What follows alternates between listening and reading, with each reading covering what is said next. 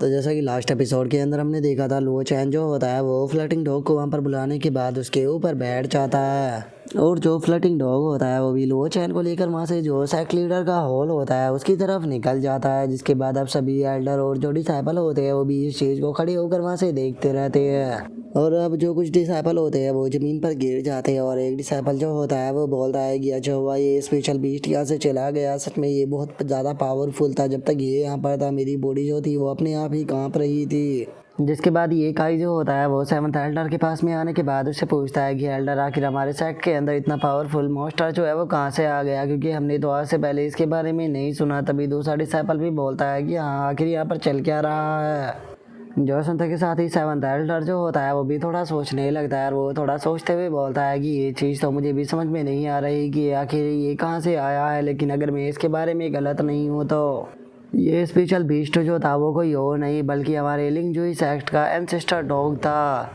और अब ancestor dog का नाम सुनते के साथ ही तो वहाँ पर खड़े हुए डिसाइपल जो होते हैं वो बहुत ही ज़्यादा शौक हो जाते हैं। और अब जो जियांग डी होता है वो शौक होते हुए बोलता है कि क्या आप एंसेस्टर डॉग के बारे में बात कर रहे हो, वो लेजेंडरी डॉग जिसके बारे में कहा जाता है कि वो लिंगजुई सेक्ट का प्रोटेक्टर है। लेकिन आखिर ये एंसेस्टर डॉग कैसे हो सकता है, क्योंकि अगर मैं गलत नहीं हूँ तो जो एंसेस्टर डॉग था वो हमारे जो लॉर्ड एंसेस्टर लिंग क्यू है उनके ही टाइम पर पैदा हुआ था, तो फिर आखिर वो अभी तक कैसे हो सकता है। और उसके इतना बोलते के साथ ही जो जैंग मिंग होता है वो भी आगे आ जाता है और आगे आते हुए बोलता है कि हाँ बिल्कुल एंसेस्टर डॉग जो था वो एंसेस्टर लिंग मिंग के साथ में रहा करता था, लेकिन जब एंसेस्टर लिंग क्या वो डिसअपेयर हुई तो वो उसी के साथ में डिसअपेयर हो गया। और इस चीज़ को हुई कम से कम 10,000 साल से भी ज़्यादा टाइम जो है वो हो चुका है। तो फिर आखिर कैसे लुओ चैन के यहाँ पर आने के बाद उसके बुलाने पर आखिर एंसेस्टर डॉग जो है वो कैसे आ सकते हैं। जो सुनकर सेवंथ एल्डर जो होते हैं वो बोलते हैं कि यहाँ पर बहुत सारी ऐसी चीज़ें हैं जिनके बारे में मैं खुद भी सही से नहीं जानता हूँ, लेकिन अगर बात की जाए उसे स्पेशल बीस्ट की तो मैं इस चीज़ के लिए पूरी तरह से श्योर हूँ कि वो एंसेस्टर डॉग ही था। क्योंकि अगर बात की जाए एंसेस्टर डॉग की तो जो एंसेस्टर डॉग की एंसेस्टर हॉल के अंदर पेंटिंग लगी हुई है, अगर उसे देखकर कहा जाए तो जो ये स्पेशल बीस्ट था ये बिल्कुल एंसेस्टर डॉग के जैसा ही है। लेकिन मैं एक चीज़ जो है वो सभी डिसाइपलों को पूरी तरह से क्लियर कर देना चाहता हूँ कि ये मैटर जो है वो बहुत ही ज़्यादा बड़ा है और इसके बारे में एक भी न्यूज़ जो है वो सेक्ट से बाहर नहीं जानी चाहिए, नहीं तो तुम लोगों के लिए सही नहीं होगा। और अभी के लिए मुझे कुछ इंपॉर्टेंट काम जो है उसे निपटाने के लिए जाना है, तो आगे तुम्हें तुम्हारे सीनियर जो है वो लीड करेंगे। और इतना बोलते के साथ ही जो सेवंथ एल्डर होते हैं वो वहाँ से चले जाते हैं। और अब सेवंथ एल्डर के वहाँ से चले जाने के बाद मिस लुओ जो होती है वो भी थोड़ा परेशान होने लगती है और वो अपने मन में सोचती है कि आखिर जो लुओ चैन है वो किस तरह का पर्सन है, कहीं ऐसा तो नहीं कि मैं उसके बारे में शुरू से ही गलत थी। और उसके इतना सोचते के साथ ही अब जो जियांग होता है वो गुस्से में अपने मन में सोचता है कि कोई फ़र्क नहीं पड़ता कि वो एंसेस्टर डॉग था या नहीं था कि, लेकिन अगर बात की जाए लुओ चैन की तो उसके पास में कोई भी कल्टीवेशन जो है वो मौजूद नहीं है। और अगर उसकी फ़िज़िकल स्ट्रेंथ की बात की जाए तो वो केवल अपनी फ़िज़िकल स्ट्रेंथ के बेस पर यहाँ पर जो चीफ डिसाइपल है वो नहीं बन सकता। और इतना बोलते के साथ ही अब जो जियांग होता है वो जियांग डी से बोलता है कि कज़न मुझे लगता है कि जो फोर्थ अंकल है हमें इस मैटर के बारे में उन्हें यहाँ पर न्यूज़ कहना चाहिए। मुझे पक्का यकीन है कि वे लुओ चैन को यहाँ पर निपटाने में हमारा साथ ज़रूर देंगे। जो सुनते के साथ ही जो जियांग डी होता है वो जियांग को समझाते हुए उसको बताता है कि जियांग हमारे फोर्थ अंकल जो है वो लिंगजुई सेक्ट के एक एल्डर है, लेकिन उसके बाद भी उनके पास में इतनी यहाँ पर परमिशन नहीं है कि वे यहाँ पर सारी चीज़ों को कर सके। और अभी के टाइम पर जो सिचुएशन है वो बहुत ही ज़्यादा पेचीदा हो चुकी है, तो हम लोगों को पहले सिचुएशन को काफ़ी अच्छे से समझना चाहिए और सिचुएशन को समझ लेने के बाद ही यहाँ पर अपना डिसीजन जो है उसे लेना चाहिए। और उसके इतना बोलते के साथ ही अब हमारा व्यू जो होता है वो ग्रेट हॉल के ऊपर आ जाता है, जहाँ पर कि हम देखते हैं कि सभी एल्डर जो होते हैं वो बैठे हुए होते हैं। और तभी एक पर्सन जो होता है वो सेक्ट लीडर से बोलता है कि सेक्ट लीडर मैं यहाँ पर अपने आने का तुम्हें जो यहाँ पर मेरा इंटेंशन था उसे पूरी तरह से एक्सप्लेन जो है वो कर चुका हूँ, तो इसीलिए मुझे लगता है कि तुम्हें यहाँ पर मेरी बात को मानना चाहिए और अपने लिंगजुई सेक्ट को हमारे ग्रेट रिवर सेक्ट के साथ में मर्ज के लेना चाहिए। इससे जो तुम्हारी आने वाली जनरेशन है उन्हें भी काफ़ी अच्छी अपॉर्चुनिटी मिल पाएगी। जो सुनते के साथ ही सेक्ट मास्टर जो होता है वो गुस्से में चिल्लाते हुए उसे बोलता है कि नहीं ये चीज़ पूरी तरह से इम्पॉसिबल है, क्योंकि मैं जानता हूँ कि तुम्हारा ग्रेट रिवर सेक्ट जो है वो कितना ज़्यादा लालची है। अगर बात केवल हमारे लिंगजुई सेक्ट को तुम्हारे ग्रेट रिवर सेक्ट के साथ में मर्ज करने की होती तो मैं इस चीज़ के लिए मना नहीं करता, लेकिन मैं जानता हूँ कि तुम्हारा ग्रेट रिवर सेक्ट जो है वो हमारे लिंगजुई सेक्ट के ऊपर पूरी तरह से कंट्रोल करना चाहता है। जो सुनते के साथ ही ग्रेट रिवर सेक्ट का जो वो एल्डर होता है वो हंसते हुए सेक्ट मास्टर से बोलता है कि ओ देखकर ऐसा लगता है कि तुम्हें जो मैं आधे दिनों से बातें को समझा रहा था मेरा समझाना पूरी तरह से बेकार चला गया।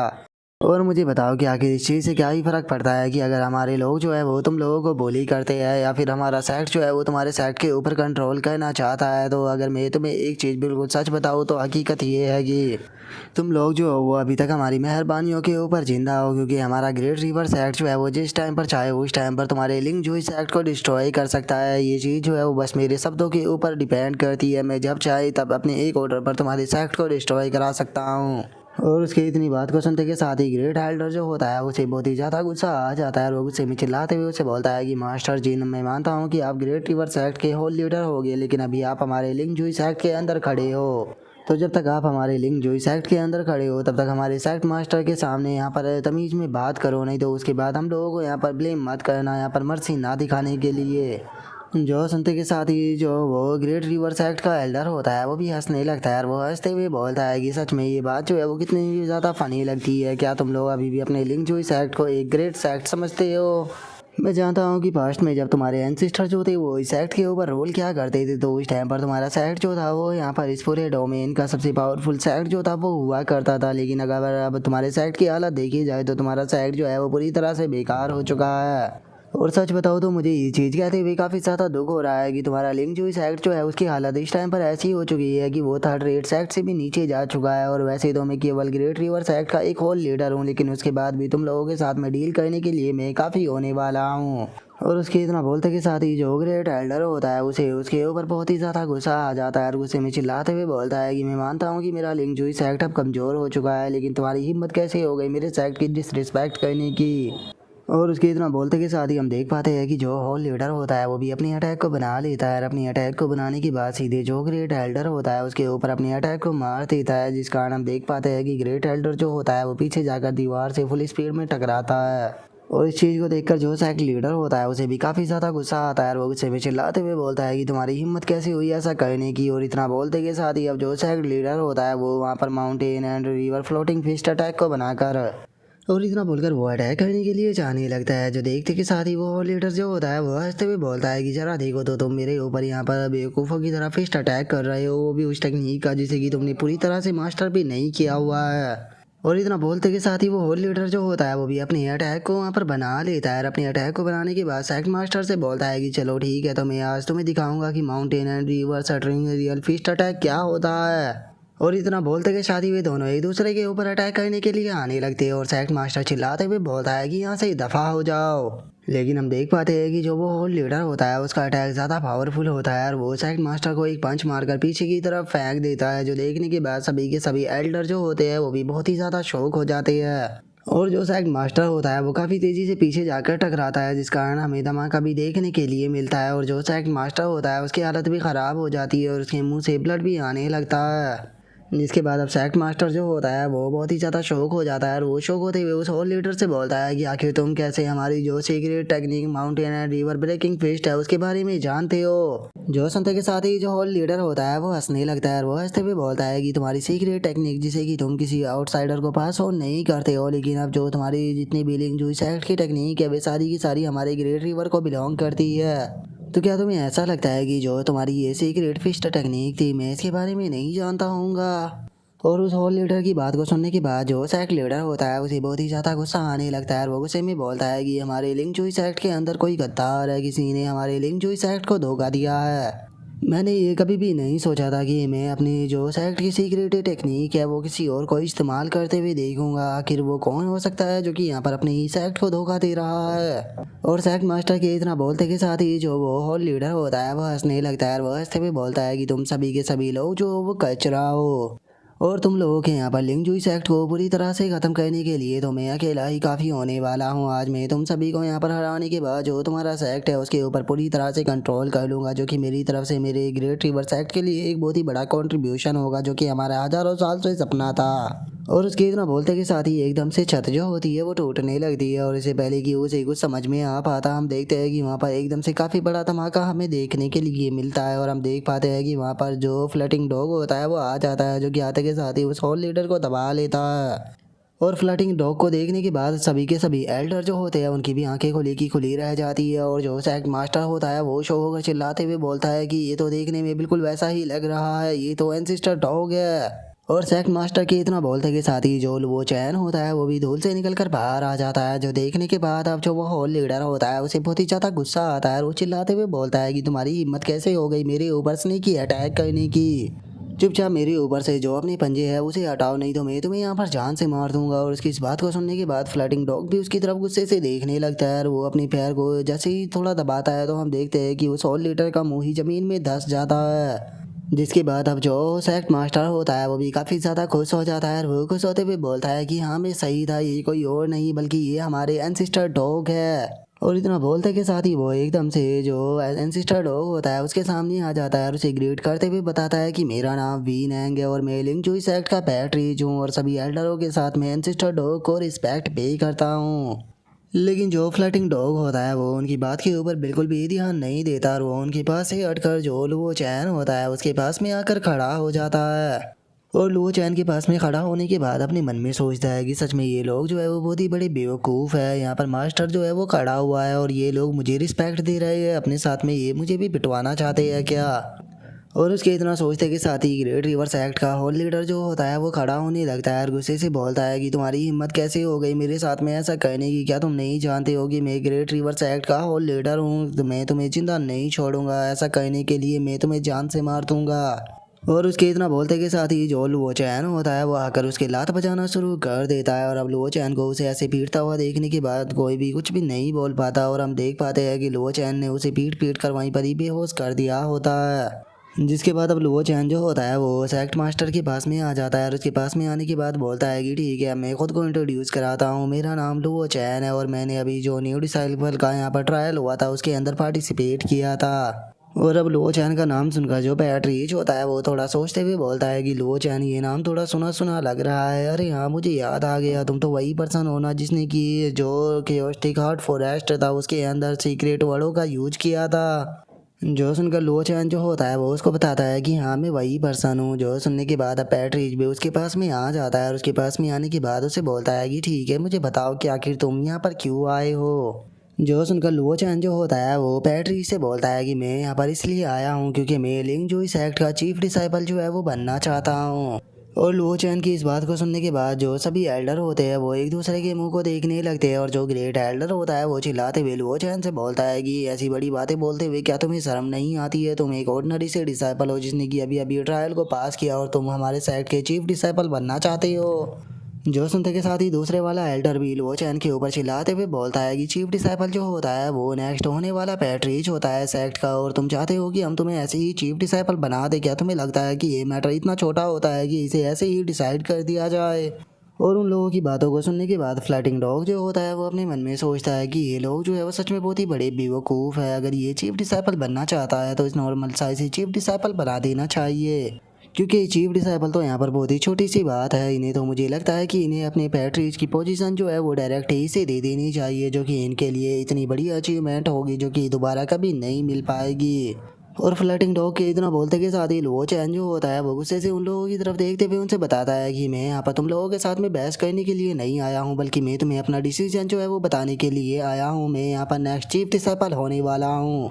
जो सुनते के साथ ही ग्रेट एल्डर जो होता है वो सीधे लुओ चैन के ऊपर अटैक करने के लिए आने लगता है और उसके ऊपर अटैक करते हुए बोलता है कि एरोगेंट बच्चे आके तुम यहाँ पर खुद को समझ के आ रहे हो, क्या तुम्हें लगता है कि तुम यहाँ पर जैसे चाहे वैसे अपनी मर्जी चला सकते हो। और उसके इतना बोलते के साथ ही हम देखते हैं कि एकदम से उसके सामने जो फ्लटिंग डॉग होता है वो आ जाता है, जो कि आकर उसके ऊपर अपनी एनर्जी से अटैक करता है। और इससे कि पहले कि ग्रेट एल्डर कुछ समझ पाता हम देख पाते हैं कि उसके सामने एकदम से एक फॉर्मेशन बन जाती है, जिसके अंदर से एकदम से जो लाइटिंग होती है वो निकल कर ग्रेट एल्डर को लगती है, जिस कारण ग्रेट एल्डर जो होता है वो जमीन को चीरते हुए काफ़ी पीछे जाकर दीवार से टकराता है, जिस कारण ग्रेट एल्डर की हालत काफ़ी ख़राब हो जाती है और उसके मुंह से ब्लड भी आने लगता है, जो देखने के बाद पैट्रीज और बाकी के एल्डर भी काफ़ी ज़्यादा शौक हो जाते हैं। और अब जो पैट्रीज होता है वो फ्लटिंग डॉग के पास में आने के बाद बोलता है कि एंसिस्टर डॉग आप ऐसा क्यों कर रहे हो। लेकिन जो फ्लटिंग डॉग होता है वो पैट्रिज को इग्नोर मारते हुए सीधे जो वो चैन होता है उसके पास में आकर खड़ा हो जाता है, बिल्कुल एक प्यारे कुत्ते की तरह। और जो फ्लटिंग डॉग होता है वो अपने मन में सोचता है कि अगर पास्ट की बात की जाए तो जो फेरीलिंग क्या होती वो बहुत ही ज़्यादा इंटेलिजेंट थी, लेकिन उसके बाद भी वो जब भी इस पर्सन से मिला करती थी तो इसे बहुत ही ज़्यादा रिस्पेक्ट के साथ में ट्रीट किया करती थी। और सच में मैं इस चीज़ को देखने के बाद बहुत ही ज़्यादा हैरान हूँ कि उसके इतने ज़्यादा इंटेलिजेंट होने के बाद भी उसके जो डिसेंडेंट है वो इतने ज़्यादा बेवकूफ़ कैसे हो सकते हैं। मुझे समझ में आया कि आखिर जो ये सेक्ट है इसकी हालत इतनी ज़्यादा बेकार कैसे हो गई। और फ्लटिंग डॉग के इतना सोचते के साथ ही वहाँ पर खड़े हुए अब एल्डर जो होते हैं वो भी फ्लटिंग डॉग और लुओ चैन के बारे में आपस में बातें करने लगते हैं। और जो पैट रीच होता है वो लुओ चैन के पास में आने के बाद उसे बोलता है कि लुओ चैन क्या तुम हमें बता सकते हो कि आखिर एंसेस्टर डॉग यहाँ पर तुम्हें इस तरह से प्रोटेक्ट क्यों कर रहे हैं, क्योंकि ये तो हमारे लिंग जूई सेक्ट के एंसेस्टर है। तो क्या मैं जान सकता हूँ कि हमारे लिंग जूई सेक्ट एंसेस्टर डॉग के साथ में आखिर तुम्हारा क्या रिलेशनशिप है। जो सुनने के बाद लुओ चैन जो होता है वो उसे बोलता है कि ये चीज़ जो है वो तुम्हें जानने की कोई भी ज़रूरत नहीं है। तुम बस इतना जान सकते हो कि मेरा यहाँ पर लिंग जूई सेक्ट को नुकसान पहुंचाने का कोई भी इरादा नहीं है। मैं चीफ डिसाइपल बनकर यहाँ पर थोड़ी रिसोर्सों का इस्तेमाल करना चाहता हूँ और मैं तुमसे वादा करता हूँ कि मैं जो लिंग जूई सेक्ट है उसकी ग्लोरी को वापस पाने में तुम्हारी मदद करूँगा। जो सुनते के साथ ही ग्रेट एल्डर जो होता है वो चिल्लाते हुए लुओ चैन से बोलता है कि बच्चे तुम सच में बहुत ही ज़्यादा एरोगेंट हो गया, तुम्हें ऐसा लगता है कि यहाँ पर तुम अकेले इतनी बड़ी चीज़ को कर भी पाओगे। जो सुनते के साथ ही पैट्री जो होता है वो एकदम से जो ग्रेट एल्डर होता है उसे चुप कर देता है, जिसके बाद वो लुओ चैन के पास में आ जाता है। लुओ चैन के पास में आने के बाद उसे बोलता है कि लुओ चैन तुम भी जानते हो कि ये मैटर जो है वो कितना ज़्यादा बड़ा है, तो इसीलिए मैं अपने एल्डर जो है उनके साथ में थोड़ा डिस्कशन करना चाहता हूँ। और इतना बोलते के साथ ही अब वे सभी जो होते हैं वो आपस में खड़े होकर वहाँ पर बातें करने लगते हैं। और अब जो ग्रेट एल्डर होता है वो चिल्लाते हुए बोलता है कि ब्रदर मुँह आप ऐसा कैसे कर सकते हो, इस बंदे का ओरिजिन जो है वो अननोन है, तो फिर आखिर हम इसे लिंग जो इस सेक्ट का इतनी आसानी से चीफ डिसाइपल कैसे बना सकते हैं। मैं इस चीज़ से बिल्कुल एग्री नहीं करता। जो सुनते के साथ ही बैटरी जो होता है वो उसे बोलता है कि ग्रेट एल्डर प्लीज़ शांत हो जाइए, मैं यहाँ पर एक चीज़ जो है वो आप लोगों को बताना चाहता हूँ। क्या आपको नहीं लगता कि यहाँ पर आखिर जो एंसेस्टर डॉग है उनके आने का क्या मतलब है। और अब पैट्रिच की इस बात को सुनते के साथ ही एक एल्डर जो होता है वो बोलता है कि हाँ तुम सही कह रहे हो, अगर यहाँ पर जो एंसेस्टर डॉग है उनकी पावर की बात की जाए तो वो एम्परर टाउरियल पर है। जो सुनते के साथ ही दूसरा बंदा भी थोड़ा सोचने लगता है और वो सोचते हुए बोलता है कि अगर यहाँ पर एंसेस्टर डॉग हमारा साथ देते हैं तो उसके बाद में जो ग्रेट रिवर सेक्ट है वो भी हम लोगों को बुली नहीं कर पाएगा।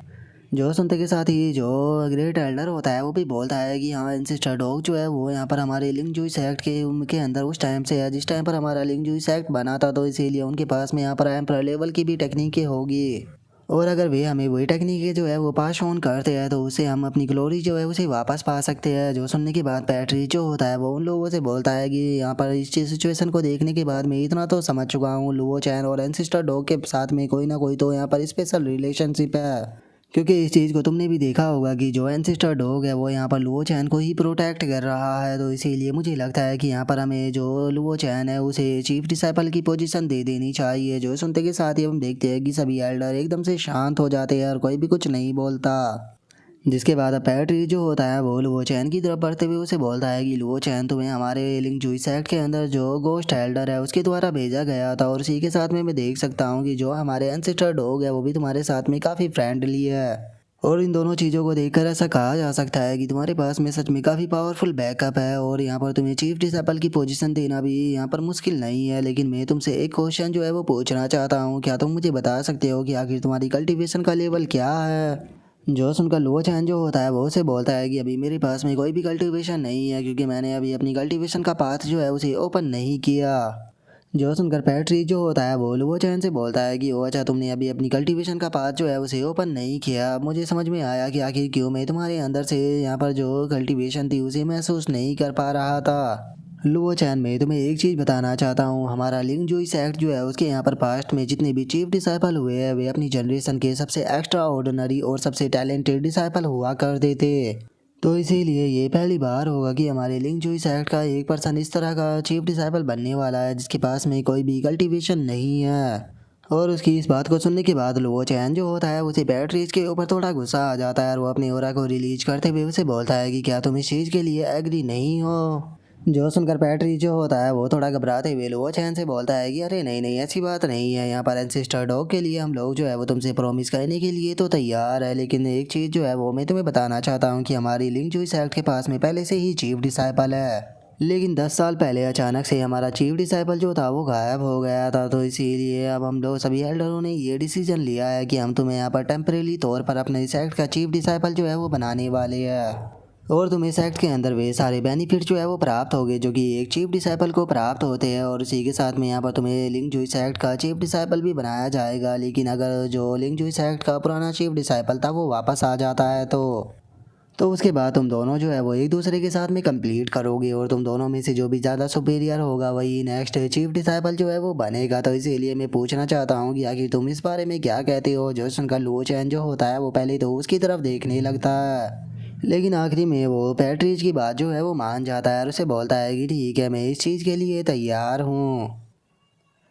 और अब लुओ चैन के इतना बोलते के साथ ही हमारा आज का एपिसोड जो है वो यहीं पर ही कंप्लीट हो जाता है। तो नेक्स्ट एपिसोड के अंदर देखिए कि आगे क्या होता है। अगर आप लोगों को वीडियो अच्छी लगी हो तो लाइक करना, चैनल को सब्सक्राइब करना। मैं मिलता हूँ नेक्स्ट एपिसोड में, तब तक के लिए बाय बाय गाइस।